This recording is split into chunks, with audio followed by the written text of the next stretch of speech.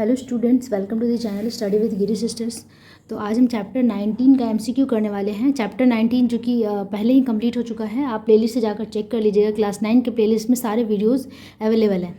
तो चैप्टर 19 क्या था? स्थानांक, ज्यामिति, सरल रेखाखंड, अंतःविभाजन और बहिर्विभाजन, कोऑर्डिनेट ज्योमेट्री का पार्ट था, इंटरनल और external division of straight line segment. ठीक है, तो इसका हम लोग एमसीक्यू करने जा रहे हैं।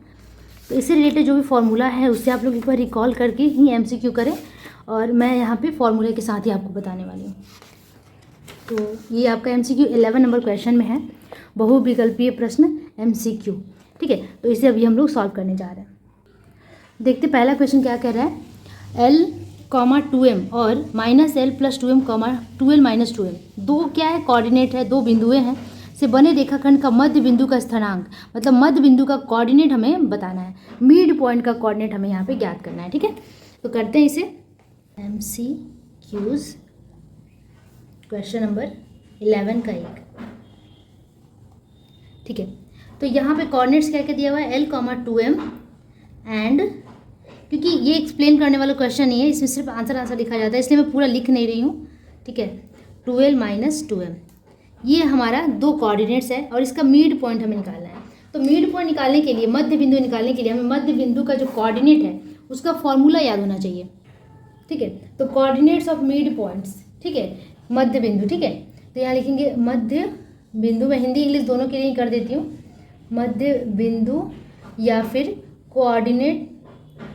Coordinates of mid point.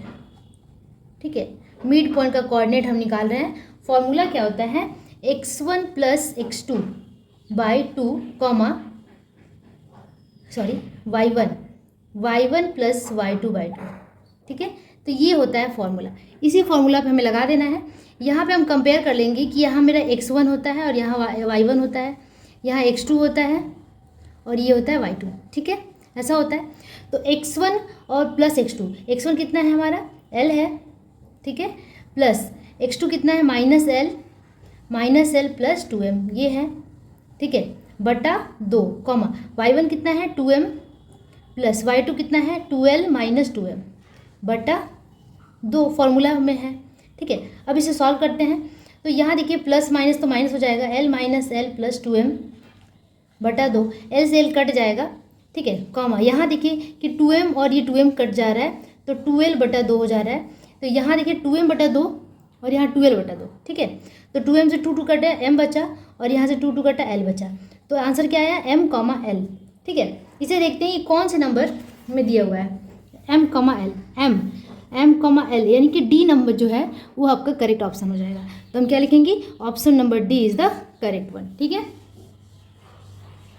अब हम अगले क्वेश्चन को देखते हैं। A1, 5, B - 4, 7 बिंदुओं से बने रेखाखंड को P आंतरिक रूप से 2:3 के अनुपात में विभाजित करता है, तो P बिंदु के भुज का मान कितना है? ठीक है, तो P का कोऑर्डिनेट पूछा जा रहा है और ये आंतरिक रूप से विभाजित करना मतलब इंटरनली डिवाइड कर रहा है। ठीक है, दो बिंदुओं से, मतलब कि दो बिंदु A B है इस तरीके से, एक है A और ये रहा बिंदु B, दोनों का कोऑर्डिनेट दिया हुआ है। दोनों का कोऑर्डिनेट कितना कितना दिया है? 1, 5। ठीक है, और यहाँ पे -4, 7, और यहाँ पे एक बिंदु है जो को इंटरनली डिवाइड कर रहा है। P एक बिंदु है अंदर की तरफ, बाहर की तरफ अगर तो होता तो बाहर होता, डिवाइड कर रहा है कितना? 2:3 के रेशियो में। 2:3 मतलब ये वाला पार्ट 2 है और ये वाला पार्ट 3 है, इस रेशियो में डिवाइड कर रहा है। तो P का कोऑर्डिनेट हमें निकालना है। ठीक है, तो हम लोग को पता है कि इंटरनली जो होता है उसका फॉर्मूला क्या होता है, इसे हम लिख लेंगे, बस फॉर्मूला में बैठाना है और आंसर आ जाएगा। ठीक है, तो यहाँ लिखेंगे कि अगर आंतरिक रूप से विभाजित करें तो उसका P का कोऑर्डिनेट, तो लिखेंगे कि P का स्थानांक या फिर कोऑर्डिनेट, जो भी आप कहें, कोऑर्डिनेट ऑफ P, उसका फॉर्मूला क्या होता है? सबको याद होना चाहिए, क्योंकि ये जब इंटरनली डिवाइड करता है ना तो इसका फॉर्मूला जो होता है वो प्लस में होता है और एक्सटर्नली होता है तो माइनस होता है। तो फॉर्मूला क्या है? mx2 + mx1 by m + n, my2 + my1 by m + n, यही होता है। ठीक है, बस हमें इसी पे पुट कर देना है, जहाँ पे m और n क्या है? m और n क्या है?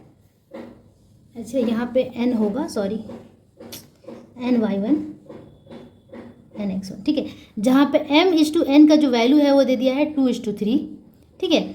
और यहाँ पे ये है x1 हमारा, x1, और ये है y1, यहाँ पे ये है x2 और ये है y2, ठीक है। तो सारे हमारे पास मान हम दिया हुआ है, वैल्यूज़ हैं, और हमें बस यहाँ पे पुट कर देना है। तो m का वैल्यू कितना है, 2 है। x2 कितना है देखेंगे, x2 है -4, तो -4 आ जाएगा, ठीक है। प्लस n कितना है, 3 है, और x1 है 1 × 1 बटे m + n, यानी कि 2 + 3 यानी कि 5, ठीक है। कॉमा m है कितना, 2 है, y2 कितना है, y2 है 7, प्लस n कितना है, 3 है, और y1 कितना है, 5 बटा m + n है 5, ठीक है। तो इससे बस हमें सॉल्व कर लेना है, हमें p का कोऑर्डिनेट मिल जाएगा, ठीक है। तो यहाँ पे हो गया 4 2 8, यानी कि -8 + 3/5, 7 2 14 और 5 3 15/5, ठीक है। अब इसे सॉल्व कर लेते हैं, तो ये हो जाएगा -5/5, इसको ऐड कर लेंगे तो 5 4 9, या 29/5। एक बार हम आंसर को जरूर मिलाने की कोशिश करेंगे कि कहीं गड़बड़ तो नहीं है। तो यहाँ पे -1, 29/5। अब देखते हैं कि ये जो ऑप्शन है ये दिया हुआ है कि नहीं। तो क्या कह रहा है, P के भुज का मान है, याद करें, coordinate of the point Px, ठीक है। तो यहाँ पे एक्चुअली जो P का बिंदु का जो भुज का मान बोल रहा है ना, उसमें क्या कह रहा है कि उसमें x का मान पूछ रहा है, ठीक है। पूरा कोऑर्डिनेट नहीं पूछ रहा है कि P बिंदु के भुज का मान, तो यहाँ पे हो जाएगा -1, ठीक है। तो जो x है उसमें आपका एक एब्सिसा होता है, दूसरा ऑर्डिनेट होता है, तो एब्सिसा पूछा जा रहा है। तो हम क्या लिखेंगे कि P बिंदु का भुज या फिर एब्सिसा = 1 -1 आंसर है, और -1 दिया है ऑप्शन नंबर ए में, तो ए आपका करेक्ट ऑप्शन होगा, ठीक है। अब देख सकते हैं बुक में भी मैं दिखा दूँ, ये आपका करेक्ट -1 आ रहा है, ये आपका करेक्ट ऑप्शन होगा, ठीक है। अब बढ़ते हैं अगले क्वेश्चन पे।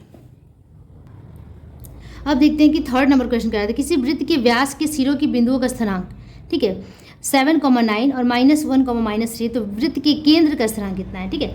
तो सिरों का मतलब यहाँ पे क्या दिया हुआ है, पॉइंट्स ऑफ द डायमीटर, ठीक है, and points of the diameter दिया हुआ है।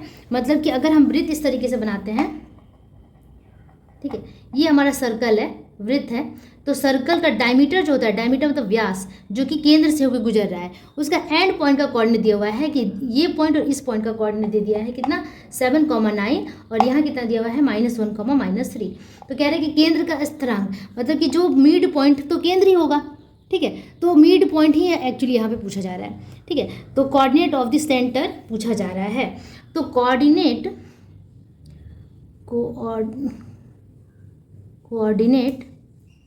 ऑफ सेंटर, और हम इसको ये भी कह सकते हैं कि मिड पॉइंट या कि मध्य बिंदु है ना, मध्य बिंदु भी कह सकते हैं, कुछ भी कहा जा सकता है, ठीक है, क्योंकि दोनों ही इक्वल है।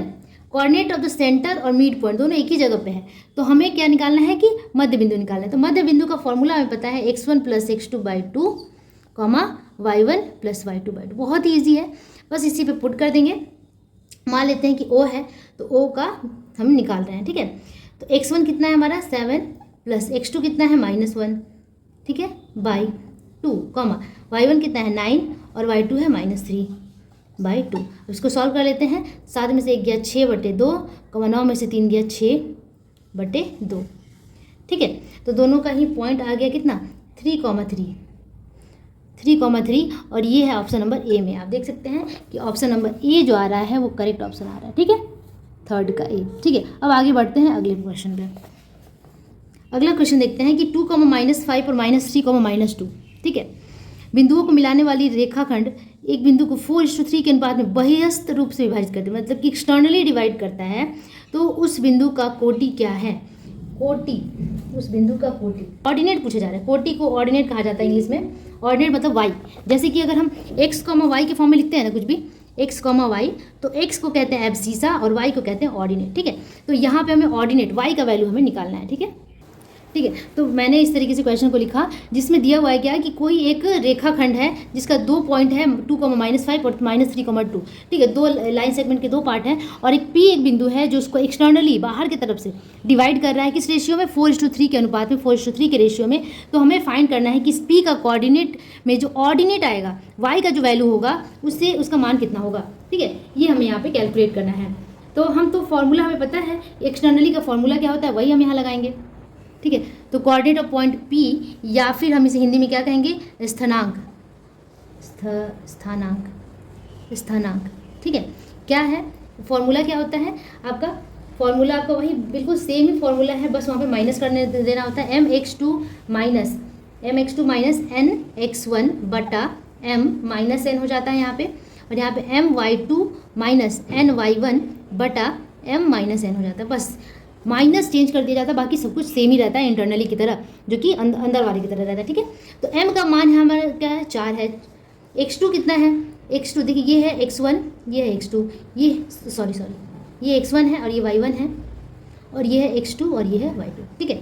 तो हमारा x2 कितना है, -3 पुट कर देंगे, माइनस n का मान कितना है 3 गुना x1 कितना है 2 बटा m माइनस n, यानी कि 4 में से 3, 4 घटाओ 3, कॉमा m का मान कितना है, m हो गया 4 इंटू y2 कितना है, y2 है आपका -2, ठीक है।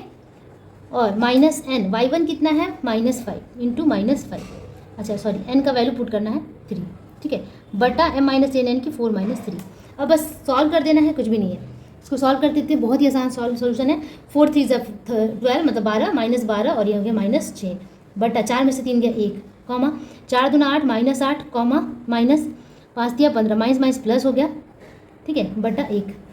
तो ये आ गया कितना 12 - 6, ठीक है, -18, कॉमा ये आ गया 7, ठीक है, -18, 7 आ रहा है, ठीक है।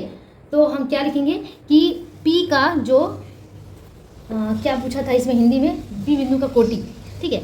तो P बिंदु का जो कोटि है, का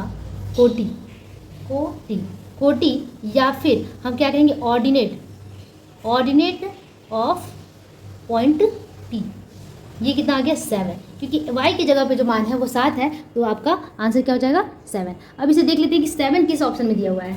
आप देख सकते हैं कि ऑप्शन नंबर डी में 7 दिया हुआ है, तो 4 का डी करेक्ट ऑप्शन होगा, ठीक है, 4 का डी। ओके, अगला क्वेश्चन देखते हैं। PQRS समानांतर चतुर्भुज में PQRS सबका शीर्ष बिंदु दिया हुआ है, सबके कोऑर्डिनेट्स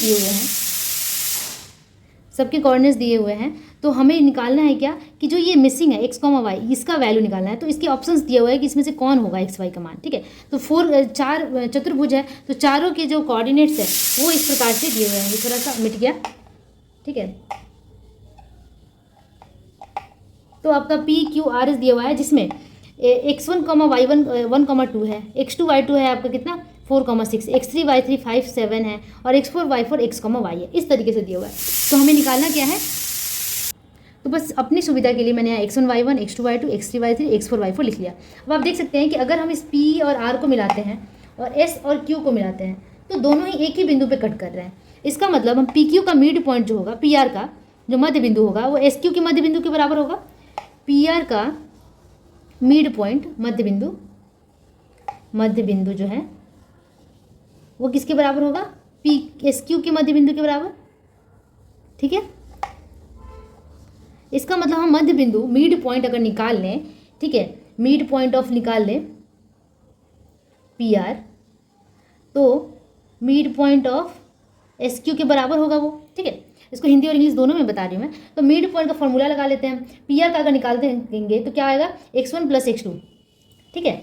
x1 यहाँ पे x1 आपका 1 है और x2 क्या है 5 है बाई 2, ठीक है। तो ये x वाला जो पार्ट है वो x के साथ बराबर होगा, x1 + x2 बाई 2, कमा y1 कितना है 2 है, y2 कितना है 7 है, 2 और 7 बटा 2, इसके बराबर होगा कौन, इसका मिड पॉइंट, बराबर होगा मतलब मध्य बिंदु SQ का। तो SQ का वही करेंगे x1, यानी कि x1 की जगह पे यहाँ पे x है, x1 + y1, x1 + x1 की जगह x है यहाँ पे और x2 की जगह पे 4 है, तो x1 + x2 by 2 comma y1 की जगह y है प्लस y2 यानी कि 6/2 ये इसी के बराबर होगा।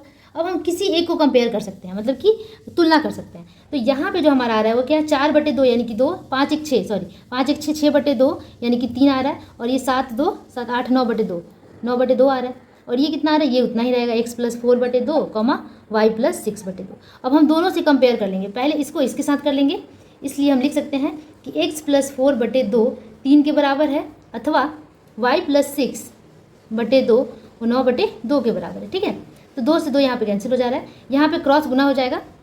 ठीक है, यहाँ क्रॉस गुना हो जाएगा, तो x प्लस 4 बराबर 6 हो गया, तो x का मान हो गया 6 माइनस 4 यानी कि 2। ठीक है, यहाँ y निकाल लेते हैं, तो 2 से 2 कट गया, y प्लस 6 बराबर 9, तो y बराबर 9 माइनस 6 9 माइनस 6 यानी कि 3। तो x कॉमा y जो है उसका मान कितना आ गया, 2,3 के बराबर। ठीक है, अब देखते हैं कि 2,3 कौन से ऑप्शन में है। ठीक है, तो 2,3 आपका ये सी नंबर ऑप्शन में है, 2,3 x का मान 2 और y का मान 3।